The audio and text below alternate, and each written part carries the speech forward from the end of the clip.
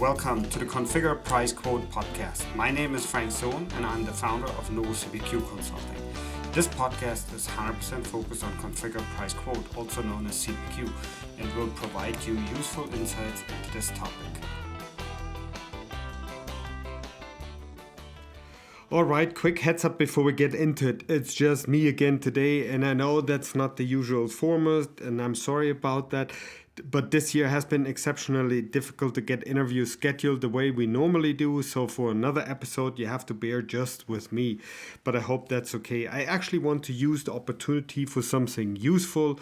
I hope, because at the beginning of the year, and we're still at the beginning of the year, right? So CPQ selection tends to be on a lot of minds, because you have new budget, new initiatives, maybe a new we need to fix quoting mandate, and suddenly the CPQ conversation is back on the table. So today I want to share a framework that helps teams to get to a better CPQ shortlist faster, and I also explain why these questions are the foundation of a new thing we've been building without turning this into a product demo. Note that this is not an episode where I name vendors, do rankings, or argue who is the best CPQ. It's quite the opposite. It's about asking better questions early, the kind that prevent you from falling in love with a tool that has never been designed for your reality. And the other point I'll make is the best questions are only useful if they are grounded in high quality information. So not assumptions, not hype, not the random list somebody made up somewhere. Here's what I see all the time. Teams start with vendor names, right? So, or they only start with a checklist. And the checklist looks fine until you realize CPQ isn't just one product category. It's more like a family of categories that share a name, but the DNA is different. So if you don't start with fit, you're basically making it way more complicated than it needs to be. And this is why I've spent the last 12 months building briefing documents. Because a briefing forces clarity, right? So what does the solution actually do? What does it assume? Where are they strong in? Where are they not strong in? And what's the implementation reality? The app that I'm teasing here is basically a navigator for our briefing library. It's meant to help people decide which briefings to spend time with first. So not who wins, more like where should we start our reading. So let me walk you through the questions and I tell you why each one matters. And if you already know these, great, then you recognize them. And if you don't, I guess this will immediately improve your next CPQ conversation. So the first question here is about the business model. What's your business model in CPQ terms? And here's what I mean. Are you primarily either a manufacturing, industrial company?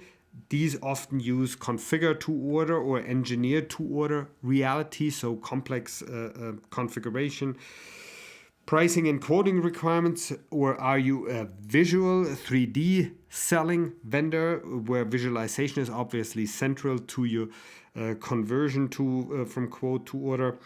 Are you a subscription and services focused firm? They are identified by recurring revenues, using bundles, having renewals, having services, and so on. Or are you a pricing-led vendor? That is where pricing, discounting, and margin control is the battleground. So why this matters? Each one of these points to a different CPQ engine from my point of view. A vendor that's incredible at visual selling might not be a great fit for deep manufacturing constraints. And a CPQ that's great at subscriptions and services might not go deep enough in configuration logic. So I always start here because it prevents this classic mistake. You bring in 5 vendors that all say CPQ, but they're built for completely different worlds. And if you're thinking we're a bit of everything, that's normal. But even then, one model usually drives most revenue or most complexity. So that's why I would suggest this is the first question you ask. The second question is, what's the biggest challenge you're trying to solve right now? And keep it simple. Usually it's one of these. It's either product configuration, pricing, quoting, workflow, including approvals, visual selling, and e-commerce or self-service. I know you could add more here, subscriptions, billing, and so on, but I would stick to the ones I mentioned. And why it matters as it tells you what has to be deep, not just present, right? So because most CPQ tools can do something in all of these areas, but if pricing is your biggest challenge, you care about different things than if configuration is your biggest challenge, right? And if workflow is the problem, you care more about governance, approvals, exception handling, auditability. And if e-commerce is the priority, you're suddenly in a different conversation about user experience, channel scalability, and product model reuse. This question also prevents teams from buying the most powerful CPQ when what they really needed was a CPQ that fixes the one bottleneck that's killing their velocity today. So then let's look at the third question that I typically ask customers is what's the CRM reality? What are you using?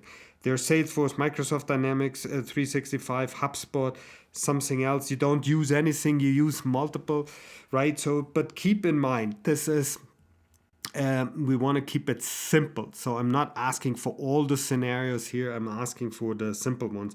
And this isn't just an integration question. It's also a usability and adoption question because CPQ lives where the sellers live. So the solutions that they use and CRM fit affects typically the login. Where do users typically log in? And what data model do they use there? How is quoting tied to the pipeline? And honestly, how likely is it that the sales team actually uses the solution? So I ask CRM early on because if you ignore it, you end up with friction that no feature list can fix. Also, I realize there are many different CRM solutions. I only ask for the major ones in the app that we're coming up with, and there could be more, right? So, but keep it simple to get the starting point. So now the fourth question is typically the ERP fit, so enterprise resource planning fit.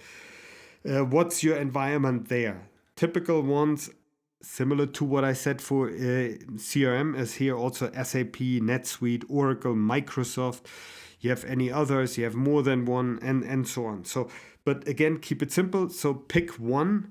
And that's the one that quietly drives cost and complexity, right? So because ERP fit influences product data flow, pricing data, availability, order handoff, sometimes the bill of materials, sometimes service delivery. It depends on your business, right?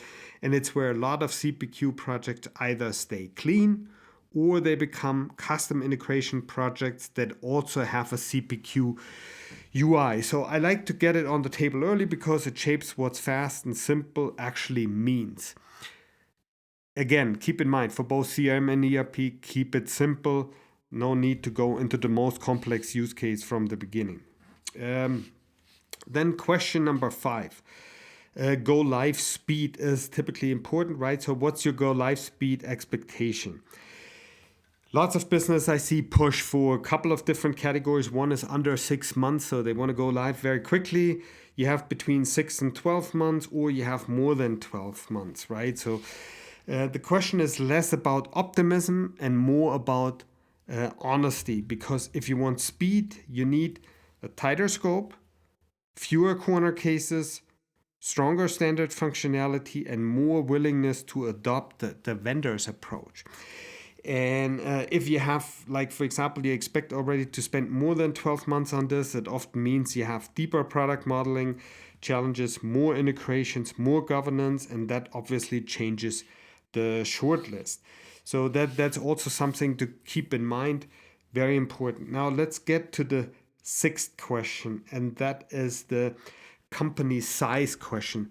What's your company size? And you could put that into different buckets. I put it into here like SMB, small medium business, mid-sized business, and enterprise businesses, and how complex is the selling motion. So you have to clarify first, what does it mean? So for me, it means Small medium businesses, that's 1 to 250 employees, and they have probably less than 50 million annual revenue. Mid-sized company is between 25 and 4,999 employees, and that's between 50 million and a billion in revenue. And then you have the enterprise customers, that's a billion and above, or they have 5,000 employees and more. You could obviously do that differently, but again, just to have it a starting point, I think that makes sense. So you have to select that.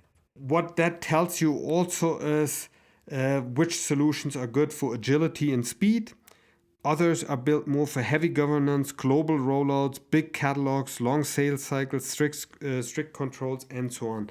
And again, if you mismatch this, you either overbuy or you never implement it, or you underbuy and hit the wall, right? So very important at the beginning to also clearly say honestly to yourself, what kind of business are you? What are you looking for?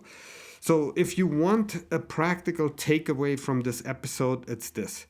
Before you watch another demo, get clear on what's your business model, what's your biggest challenge, what's your CRM and ERP situation, what are your go-live expectations, and what's your company size, because that will also drive to a certain degree complexity.